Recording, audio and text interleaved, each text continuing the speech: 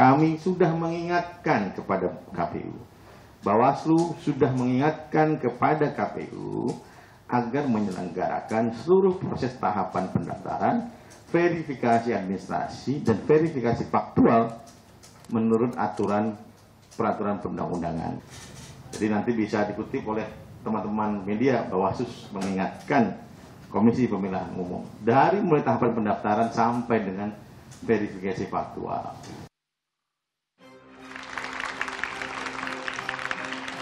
Pak Surya, jadi partai Anda ini dianggap diloloskan karena untuk pengurus Partai Keadilan Sejahtera suaranya di pemilu 2024. Karena banyak kan pimpinan dari Anda juga ex dari kader PKS. Ya, pertama saya harus menyampaikan rasa prihatin ke Bung Agus Djabu atas ketidaklolosan, dan kami backup Anda untuk ikut terus berjuang ya melalui adjudikasi agar semakin banyak parpol-parpol baru yang hadir. Dan kalaupun ada partai yang kemudian merasa digembosi, saya pikir lebih pas nalar kecurangan itu kemudian saya asumsikan lahir justru dari sana begitu loh, dari partai yang merasa takut atas lahirnya bayi Musa, bayi baru ini yang kemudian akan segera menghancurkan istana Fir'aun begitu loh. Dari situlah yang kemudian membuat teman-teman koalisi masyarakat sipil, koalisi masyarakat sipil ini menjadi reaksioner tanpa basis pendalaman. Jadi benar nggak tapi Mas, apa itu? Pak Suryo? Apa itu? Untuk mengebosi suara dari PKS? Ya kami akan mengebosi suara seluruh kontestan pemilu. Karena kami akan maju dan kemudian kami akan menang begitu. Bukan hanya PKS ya? Ya bukan hanya PKS. Makanya kalau diindikasikan ada kecurangan yang datangnya dari kekuasaan, tentu kepentingan kekuasaan adalah tidak menginginkan adanya partai baru. Jadi tidak mungkin ada kecurangan membuat partai baru hadir. Nah saya hendak advise teman-teman koalisi masyarakat sipil, jika teman-teman tidak lagi punya agenda yang serius dalam mengawal demokrasi, daripada Anda mendukung status quo, menghalang-halangi partai baru untuk menjadi kontestan pemilu, mempertahankan partai lama saja yang ikut pemilu, mending kita kawal bersama proses sistem pemilu yang adil. Tapi ada salah satu masalah yang DPS mencuat di sana, ada masalah distribusi sisa ada suara salah satu kasus yang mencuat adalah kasus Partai Gelora tidak lolos di Kota Tangerang dan tidak diverifikasi faktual. Gimana? Apa benar Partai Gelora ini tidak lolos di Kota Tangerang dan tidak diverifikasi faktual? Semua diverifikasi. Jadi begini Mbak, kami menjadi sebuah partai politik itu seperti Bang Agus jelaskan, kami melalui proses penetapan badan hukum, ada prasyarat, melalui Vermin, 2 kali Vermin, melalui verifikasi faktual, ada 2 verifikasi faktual, kemudian KPU memutuskan hasil rekapitulasi kami lolos, dan itu pun berdasarkan 99 temuan pelanggaran administrasi dari Bawaslu yang sudah dijalankan oleh KPU, maka hasil akhir dari KPU itu sudah legitimate begitu loh. Oke, Pak Agus, saya akan bertanya, kalau misalnya pertanyaan saya adalah Pak Agus, benarkah dugaan dari teman-teman di partai politik Anda bahwa partai-partai yang disengaja diloloskan itu untuk menggebosi partai-partai politik yang besar, karena kan ada banyak mantan pimpinan-pimpinan di sana?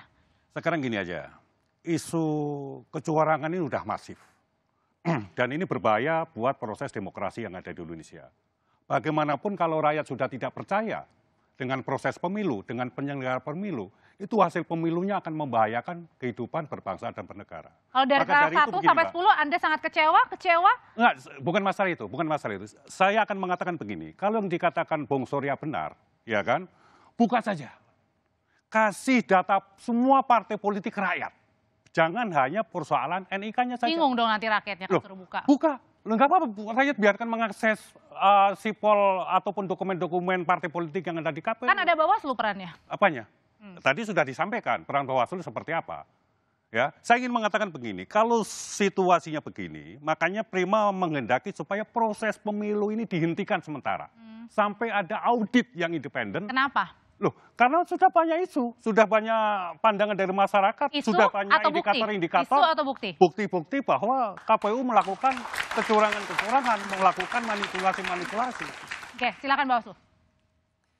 Di verifikasi faktual, kalau tadi koalisi masyarakat Mas Kurnia nyinggung di ujung kan di faktual ya. Ini perlu diketahui bahwa Bawaslu menemukan ada 4 temuan.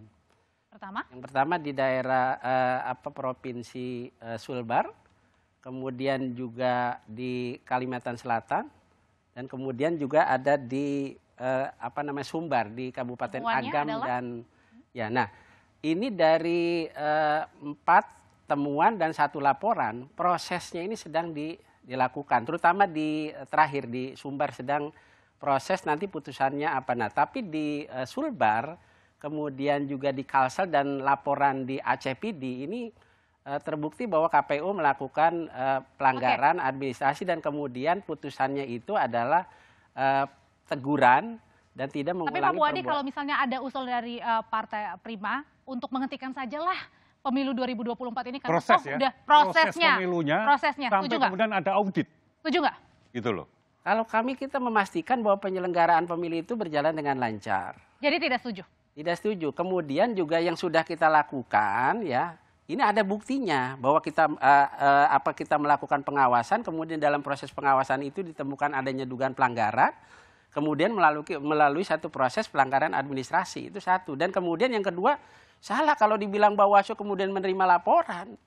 Ternyata ini temuan dari 75 kabupaten kota, ada 64 ya temuan yang kemudian ini diproses dalam pelanggaran administrasi. Jadi di mekanismenya begini, kalau kabupaten kota itu menemukan, maka proses pelanggaran administrasi itu satu tingkat di atas dari tingkat provinsi. Mas Kurnia. Ya, yang pertama, Koalisi Masyarakat Sipil Kawal Pemilu Bersih itu terdiri dari berbagai organisasi masyarakat sipil yang bukan kali ini saja ingin memastikan proses pemilu itu bersih dan berintegritas. Tapi Anda setuju kalau untuk penundaan dulu? Enggak, jadi kami bersifat independen dan objektif, kami tetap meminta agar penyelenggaraan pemilu on the track Februari 2024. Itu yang penting dulu. Kemudian yang kedua, kalau tadi mendengar pernyataan dari Partai Gelora, itu tadi logikanya melompat ya. Tiba-tiba mengatakan kita di-endorse oleh partai yang berkuasa dan lain sebagainya. Logika permasalahan ini sederhana. Kami mendengar aduan dari penyelenggara pemilu daerah, ada intervensi dan intimidasi, kami laporkan ke DKPP. Loh, bagaimana logikanya mengatakan kami perwakilan dari partai politik? Kan itu logika yang melompat. Maka dari itu kami juga menemukan informasi dalam konteks sipol tadi, pada tanggal 7 November ada perubahan data tersebut. Tidak salah dan tidak melanggar undang-undang. Bahkan ini sedang ramai juga Mas Kurnia, bahkan ini sedang ramai-ramai juga bukan hanya tadi pelaporan terkait dengan dugaan intimidasi petugas KPUD, tapi juga bahkan ada laporan dugaan pelecehan yang artinya adalah apa ini yang ditangkap? Itu yang harus dipastikan lembaga penyelenggaraan pemilu seperti KPU Republik Indonesia tidak diisi oleh orang-orang bermasalah. Kita tidak mempersoalkan partai politik mana yang di TMS-kan atau di MS-kan. Yang kita persoalkan adalah memastikan penyelenggara pemilu itu bersih dan jauh dari praktik kecurangan. Sederhana saja sebenarnya, jadi tidak usah dianalisa politik yang terlalu jauh sampai mengatakan mengajari kami agenda apa saja yang dilakukan. Itu kan sesuatu yang harus kami rapatkan, bukan minta pendapat dari orang lain. Bisa ditanggapi. Nanti dulu, karena pertanyaan selanjutnya adalah nanti Pak Surya akan boleh menanggapi. Artinya apakah Anda juga menganggap suara-suara seperti ini, sumber-sumber seperti ini kalau sengaja diloloskan karena ketidaksukaan dari partai yang tidak lolos? Usai jeda berikut ini.